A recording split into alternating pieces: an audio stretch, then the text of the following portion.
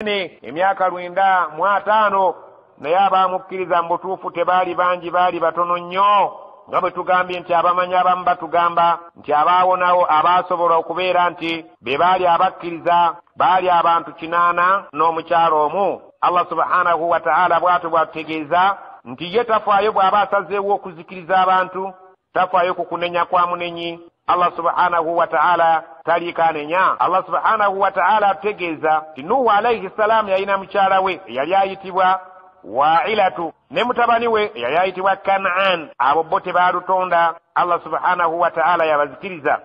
وقال اركبوا فيها بسم الله مجريها ومرساها إن ربي لغفور رحيم.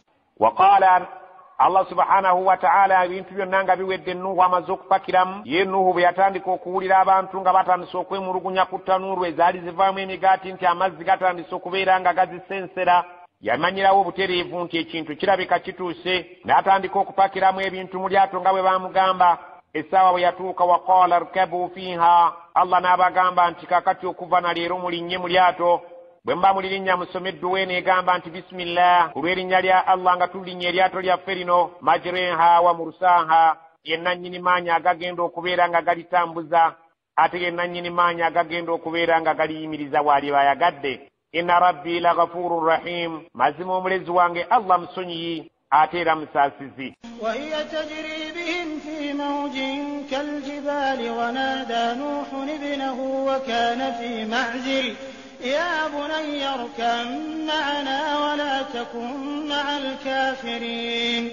وهي تجري بهم eryato nga liryawo libatambuza liseeyeeya nabo fi mawuji naye ng'amayengo geesooza kaljibali nga galinga ensozi mu butumbiivu olw'obusungu bwa Allah oba walaba ku mayengo ga tsunami ddala mu butuufu nga geesooza amayengo agaasobolanga n'okuwalampa ekizimbe kya kayina ne gabeera nga gakka nakyo. Subhanallah, si gwe mulundi ogwasooka ku bulamu bw'ensi eno okuyisaako amayengo amanene. Allah agamba nti wahiya tajiri bihim, eryato lyali awo nga liseeyeeya nabo bali kuli batudde waggulu fi mawuji nga bali mu mayengo agalabika agaali amakambwe kaljibali nga galinga ensozi entumbiivu nga ddala mu butuufu ensi yonna ekyankalanye. Eyalaba ku tsunami tolina ky'obuuza. Wanaada Nuhun ibnah, awo nno Nuhu afuna omutima gw'obuzadde akoowoola mutabani we Kan'an, ng'omwana oyo yali ali mu bajeemu, teyali mu bawulize, naye omutima gw'obuzadde nga bw'ogumanyi omuzadde atera okugaanira omwana we, so era ng'amwagaliza bulungi bwereere amukoowoola. Wakaana fi ma'zalin, yali amwesuddeko ebbanga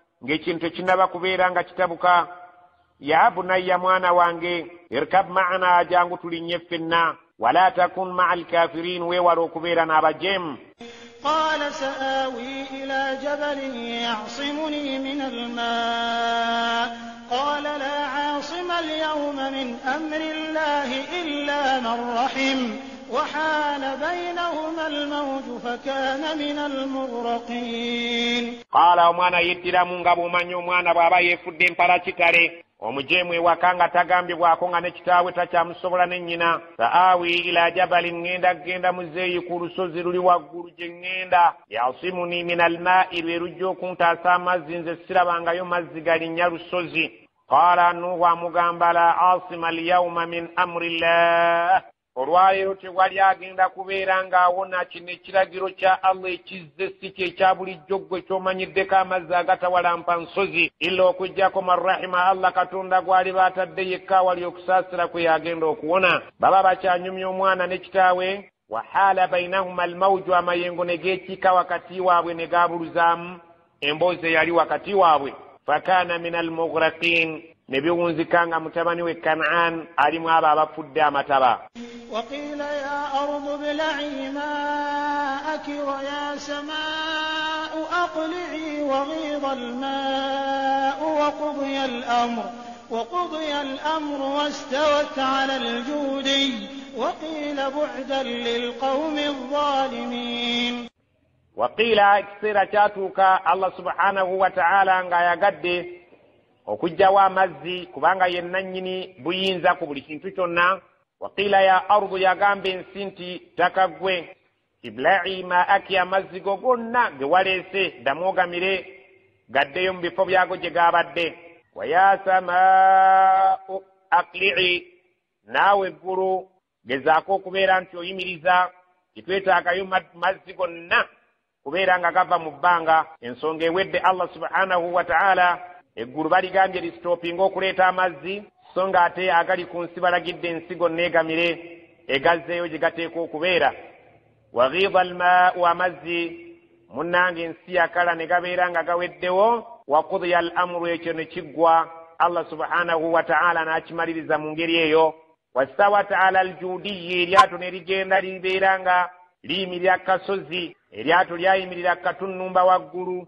Allah subhanahu wa ta'ala we yaliyimiriza ye yasinga okumanya mu kumanya kwe okwekusifu ekifo ekituufu awaali wasaana eryato okubeera nga liyimirira. Waqiila, ne boogera eddoboozi ne lyogerebwa nga liva eri Allah subhanahu wa ta'ala nga ligamba bu'dan, okubeera ewala n'okusaasira kwa Allah kumaze okubeera nga kutuukirira lilqawmi adh-dhalimin, eri abantu abalyaza amaanya. Allah subhanahu wa ta'ala bw'atyo bwe yazikiriza omulembe gwa Nuhu alayhi salam, naye nga Allah kiyali ayagala kwe kubeera nga alaga Abawarabu nti obudde bwonna bwe baneeyisanga bwe balaba batunuulira ebyafaayo ebivudde emabega w'ensi eno. Allah yajjanga ataasaamu abalungi ate abaalinga ababi nga abasaanyaawo nga tatidde kubanga tewali bwanenya. Nuhu alayhi salam ng'amaze okubeera nga awona, eryato liyimiridde, otomatikale baayina okuvaamu. Nuhu yalina ne mukyala we eyawonawo n'abaana be abaawonawo, nga bwe tukimanyi nti mu baana be mwalimu yali ayitibwa Ham, Sam n'owookusatu Yafith. Abo baasobola okuwona, n'omukyala omu ku bakyala ba Nuhu naye n'awona. Naye omwana yali ayitibwa Kanaan, yo ye teyalutonda. Allah subhanahu wa ta'ala bw'atyo bw'atugambye n'omukyala omu yali ayitibwa Waila, yali mukyala wa Nuhu naye teyalutonda, kulw'okubanga naye yali mukyala ataali mukkiriza, era yayogereranga bba amafuukuule nga yeetabye n'abantu abaali aboonoonefu mu kiseera ekyo. ونادى نوح ربه فقال رب إن ابني من أهلي وإن وعدك الحق وأنت أحكم الحاكمين. ونادى نوح ربه, Nuhu abaali ku lyato ng'ebintu byonna bimaze okudda mu nteeka atandika okwogera ne Katonda we nga amukoowoola. Waqaala, n'agamba Rabbi, Katonda wange, inna ibni min ahli, omwana wange oyo Kanaani azikiridde naye abadde mu bantu bange nze muzaala. Wa inna wa'daka alhaqqu, naye ng'ate nkimanyi bulungi nti endagaano y'eba y'amazima. Walagaanyisizza okubeera ng'abalyaza amaanyi bonna togenda kubakombya kujjana. Naye omutima gw'obuzadde gumaze okubeera nga gukuba amayebe eri omuzadde. Wa anta ahkamul hakimin, ate gwe mulamuzi atalyanguza asinga abalamuzi bonna obulamuzi obwesimbu. Naye omwana wange mbadde ŋŋamba nti oba waali mutunuddemu.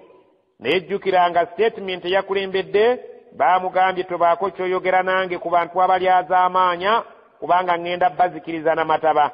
Naye nga bw'omanyi era omutima gw'obuzadde gwakomawo eri Nuhu alayhi salam, atandika okulaajanira Allah amujjukiza ng'omwana we bw'ali omwana we, naye ng'ate Allah gwe mulamuzi asinga atalyanguzi. Allah subhanahu wa ta'ala talina gwattira ku liiso singa aba mujeemu.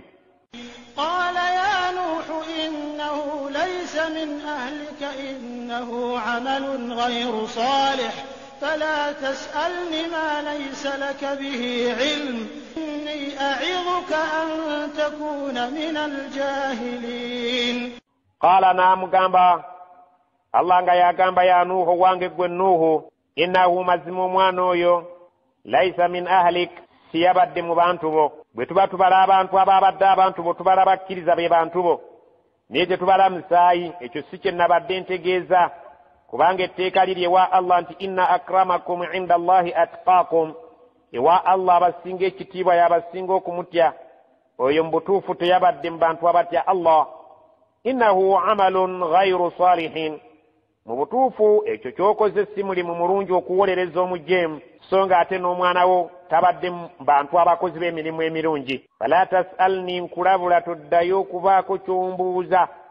Ma laysa laka bihi ilmun, ku bintu by'otalinaako kumanya, kubanga okumanya kwange buli kintu kyonna gwe ky'olaba ng'ekipya nze kyagwa dda ku lawhil mahfuz okukisalawo. okumanya kwange kugaza okusinga okugwo saagala obeereko by'obuuza bingi. Inni mazima ddala nze aidhuka nkulabula antakuuna min aljahiliin weewale nnyo okubeera mu basiru. Ebintu omanyi bwe bitambula era omanyi butya bwe biyinza okuggwa. Qaala rabbi inni a'uudhu bika an as'alaka ma laysa li bihi 'ilm wa illa taghfir li wa tarhamni akun min al-khasirin. Qaala n'agamba rabbi katonda wange inni mazima nze a'uudhu bika nkusaba onnyambe era onkuumire ddala bulungi an as'alaka ma laysa li bihi 'ilm nneme okuddayo okubuuza ekintu kyonna kye siinaako kumanya. Wa illa naye bw'onooba tonkuumye n'onsaasira. Wa illa taghfirli naye bw'onooba tonsaasidde n'onkuuma. Wa tarhamni n'onteeka awali okusaasira kwo akun min alkhasiriin nandibeera nga nja kubeera mu bantu abajja okufaafaaganirwa olunaku lw'enkya. Yategeera bulungi nti kyakoze kisobyo era nayeemenya ne yeetowaza. قيل يا نوح اهبط بسلام منا وبركات عليك وعلى ممن معك وأمم سنمتعهم ثم يمسهم منا عذاب أليم. قيل يا نوح نكيغambibwa nti owange gwe Nuuhu ihbitu بسلام منا ng'oli mirembe okuva gye tuli. Totya wansi nti ojja kubbira olw'embeera gy'olabye ebaddewo. Ka wansi n'ebyo by'oli nabyo bisalaami minna emirembe tumaze gikuteerawo ebintu byonna biri barabara. Wa barakaatin alayka ate kkiriza nti oliko emikisa gyaffe. Wa ala umamin mimman ma'aka era si ggwe wekka mpozzi n'abo b'oli nabo abakkiriza n'ebintu ebirala byonna umma zonna ze watadde mu lyato lyo mukke wansi awajja okubeera emirembe emeereere so nga ate muliko emikisa egy'enjawulo. Wa umamun sanumatti'uhum nga tukakasa nti mumumwe mujja kubaamu ekibinja ky'abantu kye tujja okuwa obulamu obweyagaza babeere ku nsi kuno nga beeyagalirako. Summa oluvannyuma bwe banaabanga beeyagadde mu ngeri emenya amateeka yamassuhum minna adhabun alim kijja kubatuukako okuva kye tuli ekibonerezo eky'obulumi. تلك من أنباء الغيب نوحيها إليك ما كنت تعلمها أنت ولا قومك من قبل هذا فاصبر إن العاقبة للمتقين. تلك من أنباء الغيب أغنو غمكم مولده amakulu agaali gabaddewo mu gyenvuddewo ensi eno gwe gwali tomanyi. Nuhiha ilayika tugakutuusizaako nga tugayisa mu bubaka buno naye ng'omuntu afumiitiriza ennyo ajjamu ebyokuyiga ebiyitirivu.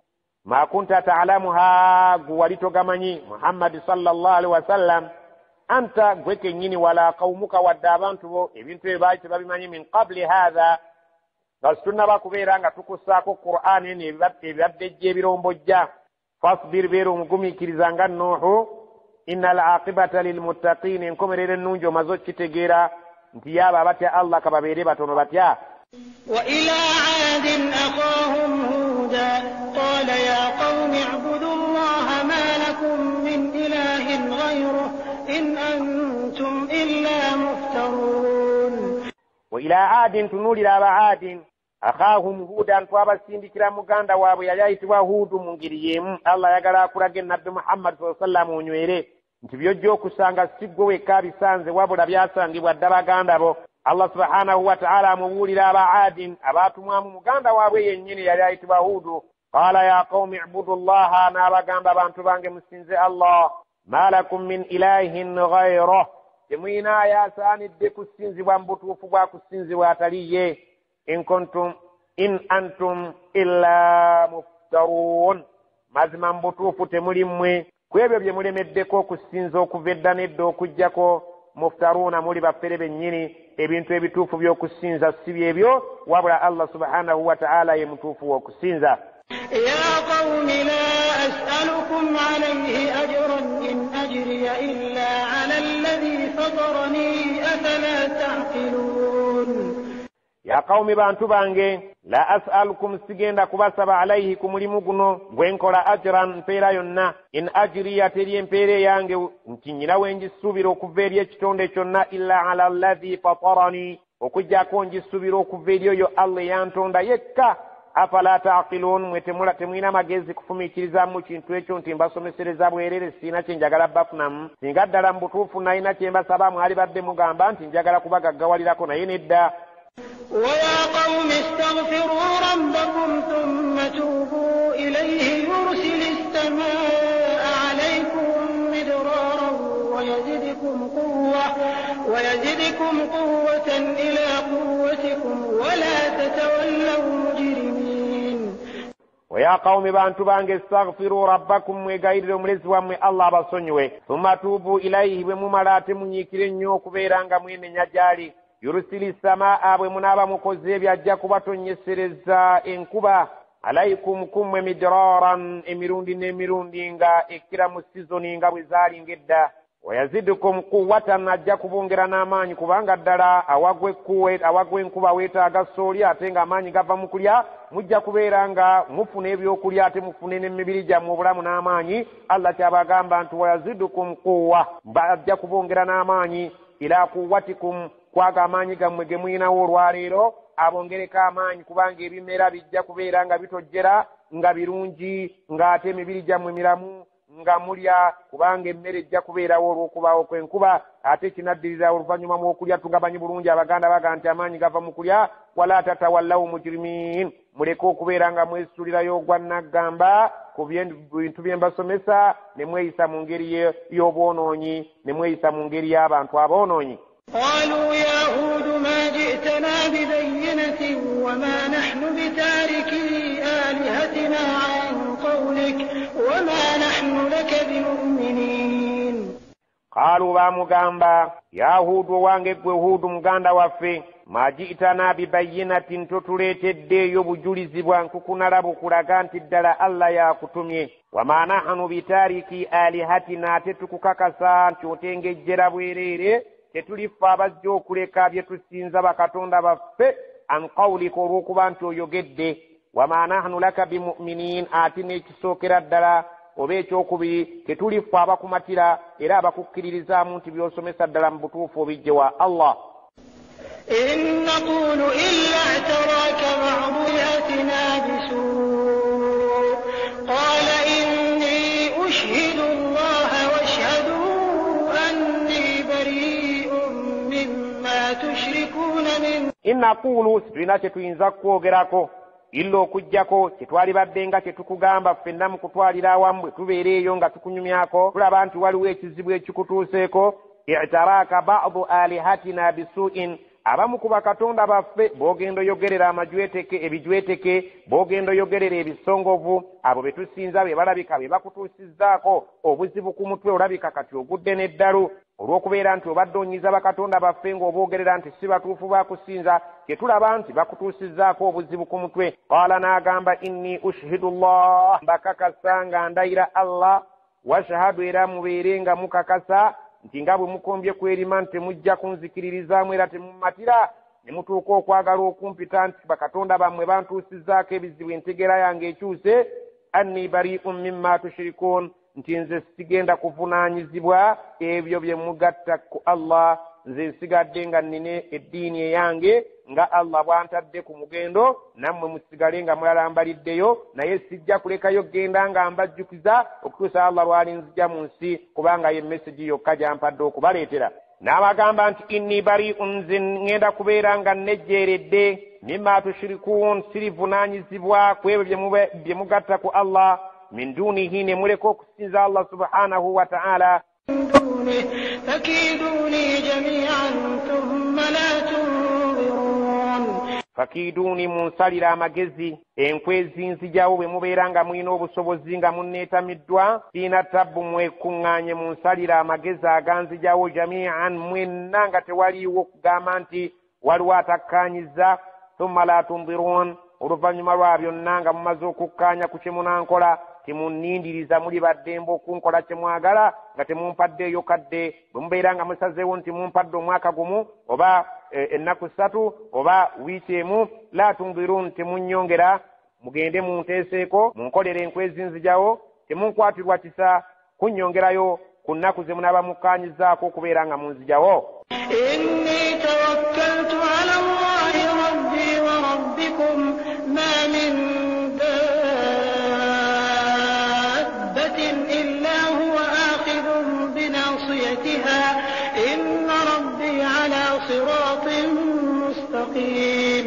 inni mazima nze tawakkaltu ala Allahi neesigamidde ku Allah rabbi oyo mulezi wange yajja okuntaasa enkwe zammwe wa rabbikum songa ate nkakasa ye mulezi wammwe abayinako obuyinza ma min dabbatin tewaliiwo kitambula ku bulamu bwa nsi eno illa okuggyako huwa akhidhun binasiyatiha Allah yakutte mu kawompo kaakyo amakulu yayimiriddewo okubeera nti akirabirira inna rabbi mazima Allah omulezi wange ala siratin mustaqim kakasa nti teyantaddeko lyekkubo lyokka eggolokofu ekitali ekyo liba kkubo kyamu.